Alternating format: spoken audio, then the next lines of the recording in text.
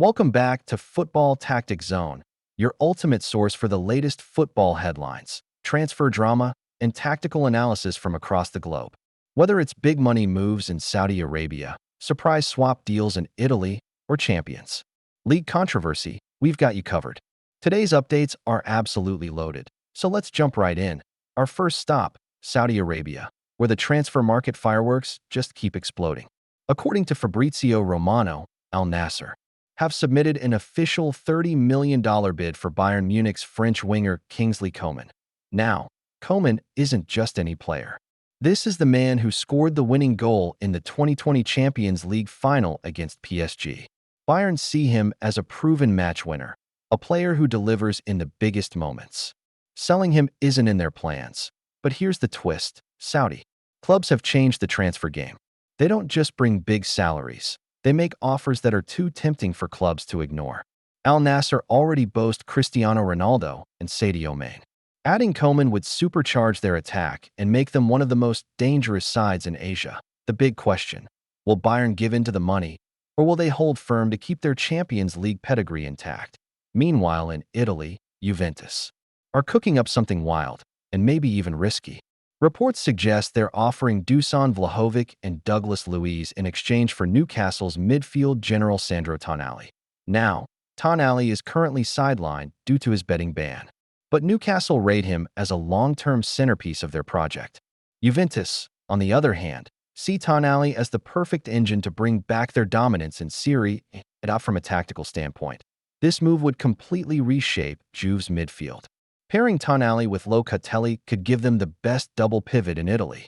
For Newcastle, landing Vlahovic would give them a proven number 9 with Champions League experience, something they desperately need in tight European matches. The Premier League is physical, the Serie A is tactical, and if this deal happens, it's a rare case where both sides might actually win. Speaking of Bayern Munich, they're not just defending against bids, they're attacking the market too.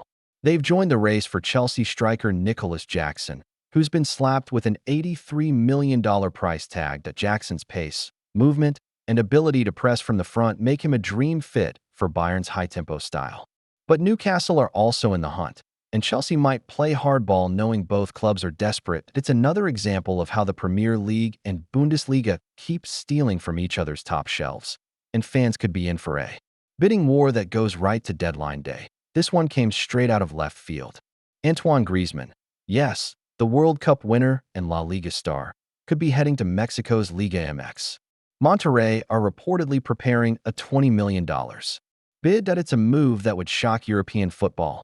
Griezmann is still starting for Atletico Madrid, still producing in La Liga, and still deadly in the Champions League. Why leave all that for Mexico? Well, Monterrey are one of the richest clubs in North America, and Liga MX has been quietly attracting big names for years. For Griezmann, it would mean becoming the league's biggest star overnight, playing in front of passionate crowds, and enjoying a new lifestyle far from Europe's spotlight. Still, it's a gamble.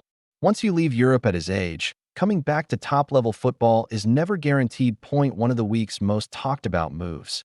AC Milan have agreed a deal with Manchester United to take Rasmus Højlund on loan.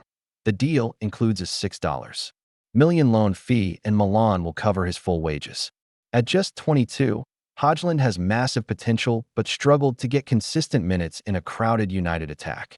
For Milan, he could be the missing piece in their title challenge alongside Rafael Leao and Christian Pulisic. For United, this is about patience. Rather than letting him stagnate on the bench, they're sending him somewhere he'll play, develop, and hopefully come back sharper for the Premier League grind. Switching to England, Liverpool are gearing up to face Crystal Palace this weekend.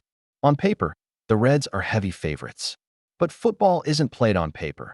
Palace shocked the football world with their PLFA final win over Manchester City earlier this season, proving they can punch above their weight.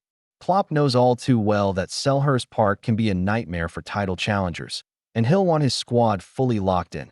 From a tactical view, Palace's counterattacks could test Liverpool's high defensive line. Expect Klopp to drill his players on tracking back and covering space, especially against the pace of Ebereki Eze and Michael Ollis. Manchester United fans circle this weekend. Before their preseason clash with Fiorentina, United will officially unveil Benjamin Sesko at Old Trafford. The $86 million signing has pinned a 5-year deal and arrives as the spearhead of United's next-generation attack.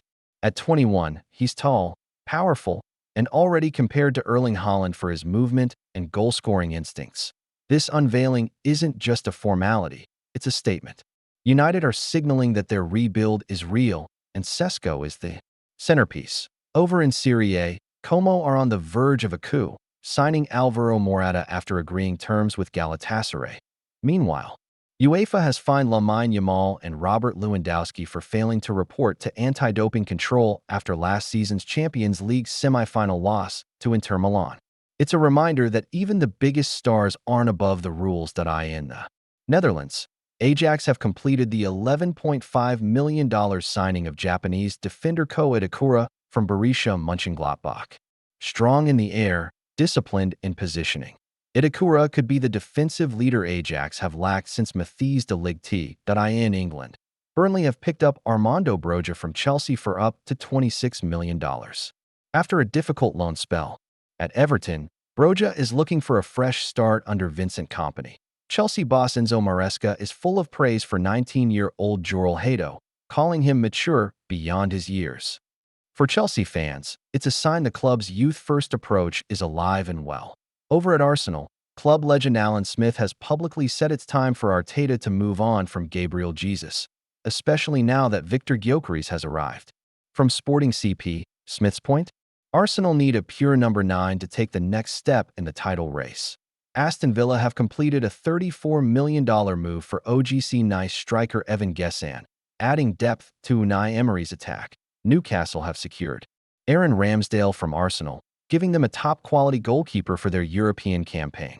And Manchester City have sent young Brazilian defender Vitor Reis on loan to Girona, ensuring he gets first-team experience in La Liga. Finally, in Madrid, Florentino Perez has confirmed that Luka Modric will always have a place at Real Madrid, not just as a player, but as a future coach. It's the perfect tribute to a player who's defined a generation.